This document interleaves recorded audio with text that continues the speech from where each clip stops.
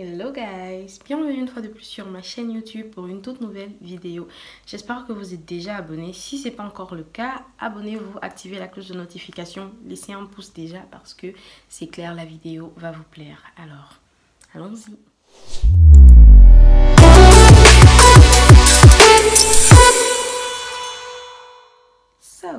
Aujourd'hui j'ai envie qu'on parle un peu du rôle qu'on joue nous-mêmes dans nos expériences sociales. J'espère vraiment que vous allez comprendre où je veux en venir. Bref, let's go. Alors, les relations sociales en général sont considérées comme relations que nous avons avec les gens autour de nous, avec la société. Et qui dit société dit personne, expérience, dit interaction, dit je sais pas quoi, communauté. Et communauté c'est commun, ça veut dire que on est tous ensemble en fait, la vie qu'on a avec les gens en fait, c'est ça le social, c'est ça les expériences sociales. Quand on parle d'interaction, il faut déjà qu'on comprenne que dans une interaction, il y a un échange, il y a un partage. Donc il faut au moins 2 personnes, si ce n'est plus. Ça veut dire que qu'on le veuille ou non, d'une façon ou d'une autre, on a un rôle à jouer dans nos expériences sociales. On a notre part des choses. J'en viens au fait. En général, dans nos relations de tous les jours, on a l'habitude de blâmer plus les autres que nous-mêmes, de voir plus les façons des autres que nos façons à nous-mêmes. Les personnes particulièrement qui ont des situations psychologiques, qui traversent des situations psychologiques, des troubles, ça peut être l'anxiété, ça peut être la dépression, ça peut être juste une fatigue mentale, ça peut être un surménage, ça peut être autant pour moi, une mauvaise expérience mal assimilée, ça peut être... Bref, ça peut venir de beaucoup de choses, mais en général, quand ces choses-là arrivent, on a l'impression que la faute vient uniquement des personnes en face de nous. On a l'impression qu'en fait, c'est seulement ces personnes-là qui sont à blâmer. En général, on se dit, ouais, tel m'a maltraité, tel m'a mal parlé, tel m'a fait ci, tel m'a fait ça, tel a été comme ci, tel a été méchant, tel a été gentil. J'attendais telle chose de telle personne, cette personne n'a pas fait comme je voulais, cette personne n'a pas fait comme elle m'avait promis de faire, cette personne. Oui, les gens font du mal aux gens. Oui, les gens sont foncièrement parfois méchants. Les gens sont parfois vraiment inconscients du mal qu'ils nous font. Les gens parfois même sont conscients du mal qu'ils nous font et le font sans jamais s'en excuser, sans jamais se sentir coupable d'une certaine façon. Oui, c'est vrai. Oui, c'est vrai, il y a toutes ces choses-là. Mais aussi, on a un rôle à jouer dans toutes ces choses-là. Comme je disais, l'interaction nécessite un échange, un partage. Ça veut dire que tu donnes, l'autre donne. Tu donnes, l'autre donne, ainsi de suite. Du coup, en fait, quelque chose ne peut pas réellement se passer sans que ça ne passe sous ton contrôle. Quand je dis sans que ça ne passe sous ton contrôle, je ne veux pas dire que tu peux contrôler les réactions des gens ou contrôler ce que les gens te font ou contrôler peut-être les mentalités des gens ou alors les cœurs des gens. Non, on ne peut pas contrôler ces choses-là. Par contre, on peut contrôler ses attentes envers les gens, ses attentes envers ce que les gens ont à nous donner, ses attentes envers les comportements des gens et autres, ce qu'on attend des relations ou alors des interactions qu'on a avec les gens. Ça, c'est notre rôle. C'est le rôle qu'on a à jouer dans l'échange. Est-ce que quand l'autre vient se placer devant toi, tu te dis, ok, normalement j'ai l'impression que cette personne, si c'est quelqu'un de bien, du coup, forcément que ça va bien se passer, forcément que la personne va bien me traiter, forcément que ci, forcément que ça. En général, c'est un peu ça, quoi. On commence à se faire des idées, on commence à se faire des films, on commence à se faire des attentes. Pourtant, ces personnes-là, c'est pas forcément ce qu'elles veulent aussi. Forcément, c'est pas forcément comment la personne en face de nous voit l'interaction ou alors la relation qu'on a en fait. Qu'on a à jouer dans nos interactions, c'est dans plusieurs sens.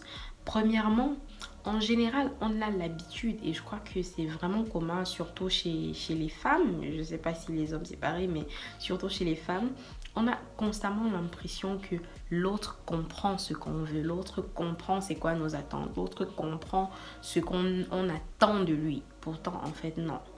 pas toujours. Même si l'autre comprend, le fait de ne pas avoir été clair sur ces choses-là fait que la personne n'a aucune obligation envers vous en réalité. Du coup, parfois, il faut être clair. Il faut être clair sur ses besoins, il faut être clair sur ses attentes, il faut être clair sur comment on voit l'interaction ou alors la relation qu'on entretient avec l'autre. C'est vraiment dans tous les sens. Ça peut être amical, ça peut être professionnel, ça peut être amoureux, ça peut être... C'est vraiment dans tous les sens. Il faut que l'autre sache vraiment où on en est, que l'autre apprenne un peu plus de ce que nous savons, de ce que nous attendons. Du coup, c'est bien de mentionner ces choses, c'est bien de parler, c'est bien d'être assez transparent pour pouvoir montrer à l'autre ce qu'on veut, ce qu'on attend, ce qu'on pense devoir mériter. Ça fait que l'autre, en principe, sait. Il se prépare à l'avance, il sait ce à quoi s'attendre, il sait ce que vous attendez de lui et il a le droit ensuite de choisir de le faire ou pas, de choisir d'être cette personne que vous attendez ou pas. Mais à ce moment précis, vous avez déjà dit ce que vous pensez. Du coup, vous, en quelque sorte, avez joué votre part des choses, votre rôle. Après, si la personne se comporte mal, là, c'est pas de votre faute. Vous avez été clair, vous avez dit ce qu'il fallait. Mais si vous n'avez pas dit ce qu'il fallait au préalable, quand même, il faut essayer de revoir un peu et de vous demander si vous n'avez pas justement mal fait de ne rien dire. Ne pas forcément blâmer la personne, mais vous dire aussi, peut-être que si j'avais dit clairement les choses, je n'en serais pas là. Peut-être que si j'avais dit clairement les choses, la personne allait bien se comporter. Donc, une fois que vous parlez et que vous dites réellement c'est quoi vos attentes et que vous êtes assez transparent, ça fait que quelque part, vous avez joué votre rôle dans l'interaction. Ça, c'est dans un sens. Maintenant, dans l'autre sens, il faut qu'on arrête d'en attendre trop des gens. Les gens changent, les gens peuvent nous surprendre. Apprenez à en attendre vraiment trop peu. Trop peu. Donner ses principes de base, c'est quelque chose. Donner l'idée qu'on a de base des choses, c'est bien. Maintenant, en même temps aussi, il faut à l'intérieur de soi-même éviter d'attendre trop. D'en attendre trop, de se dire que l'autre a le devoir, maintenant que je lui ai dit clairement ce que je veux, il a le devoir de faire ci, il a le devoir de faire ça, il n'a aucun devoir, il ne vous doit absolument, mais absolument rien. Du coup, c'est un travail qu'il faut faire à l'intérieur de soi-même, se dire, ah ok, j'ai déjà dit ce que je veux, mais après, c'est pas obligé que cette chose-là arrive. C'est pas obligé que cette personne-là va faire ce que j'attends. Une fois que vous vous mettez dans cet état d'esprit-là, clairement que quand les choses plus tard arrivent et que vous êtes déçu, c'est moindre. Ça fait toujours mal, c'est clair, on ne peut pas vraiment éliminer cette douleur-là quand on est déçu par les gens. Mais en même temps, le fait de ne pas en avoir trop attendu, le fait de s'être dit, ok, la personne a la responsabilité de ses choix, quoi. La personne fait ce qu'elle veut, fait que, dans votre tête, quelque part, vous êtes préparé à tout. Au pire et au meilleur. On apprenne à faire la part des choses et à être un peu moins,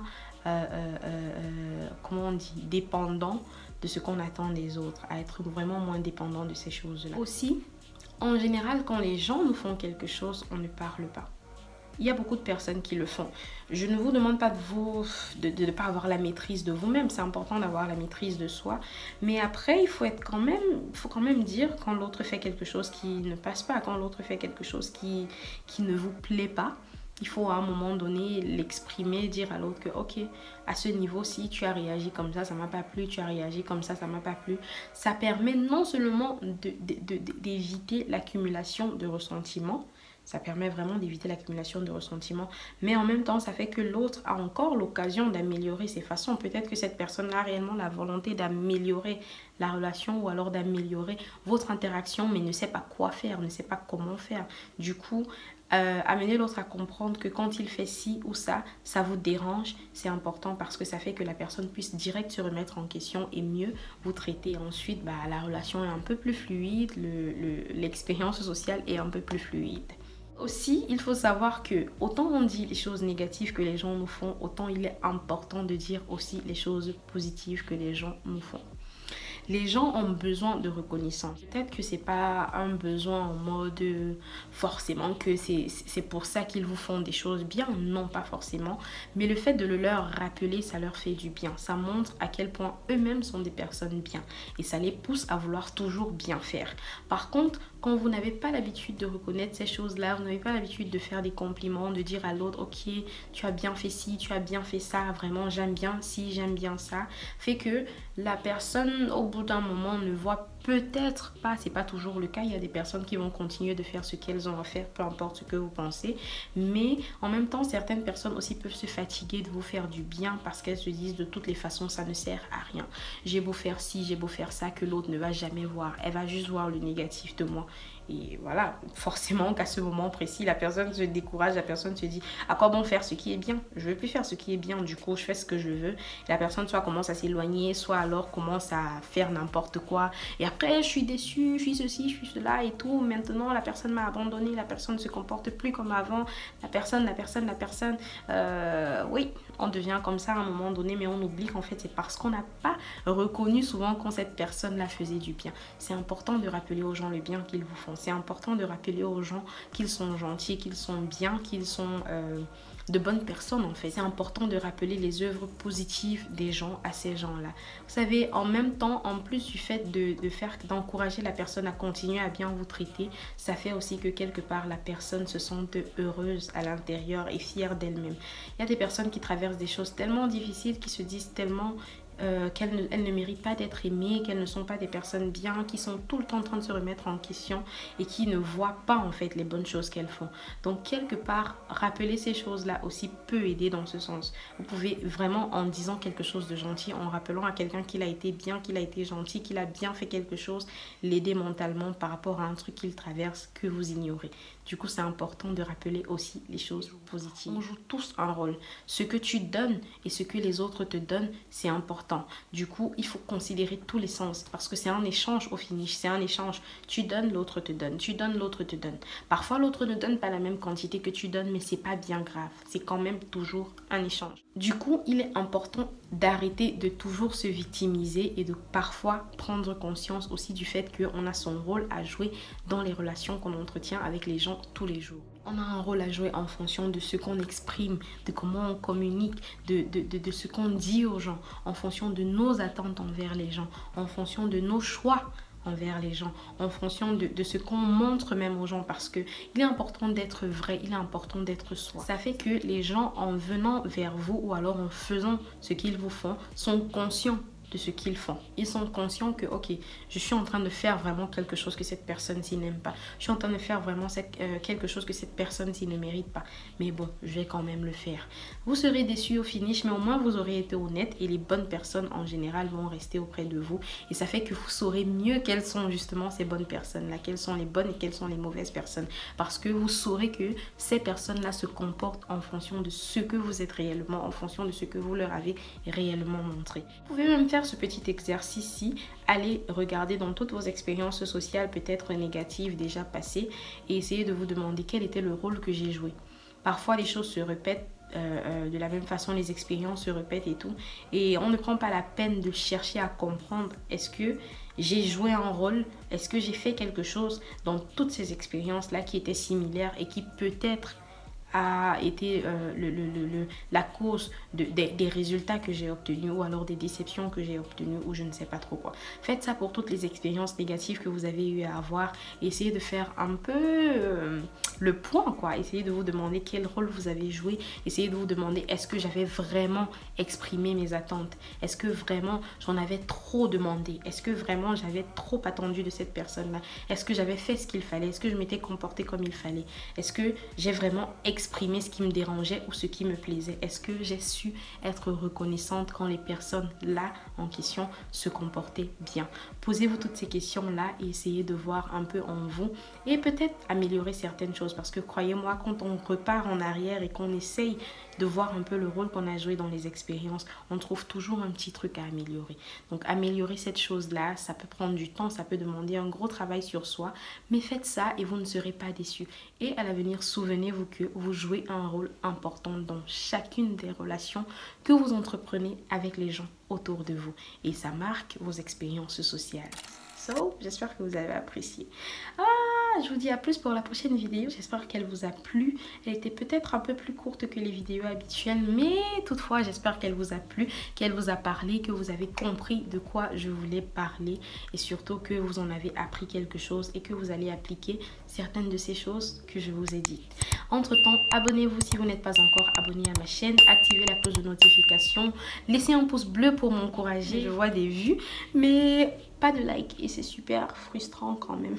Donc si vous pouvez laisser un like dès le début de la vidéo même, ça m'arrangerait s'il vous plaît. Laissez un commentaire et peut-être une idée sur des sujets qui pourraient vous parler, dont vous aurez peut-être besoin d'en apprendre plus ou je ne sais pas trop quoi. Laissez un commentaire et je serai ravie de vous rendre ce service-là. En attendant, vous pouvez aussi vous abonner à mes autres pages, à mes autres réseaux. Les liens ou alors les noms sont toujours en description. Donc je vous dis à plus pour la prochaine vidéo. En attendant, prenez soin de vous et de votre santé mentale parce que c'est tout ce que vous avez et comme je dis toujours, personne ne le fera à votre place. So, bye!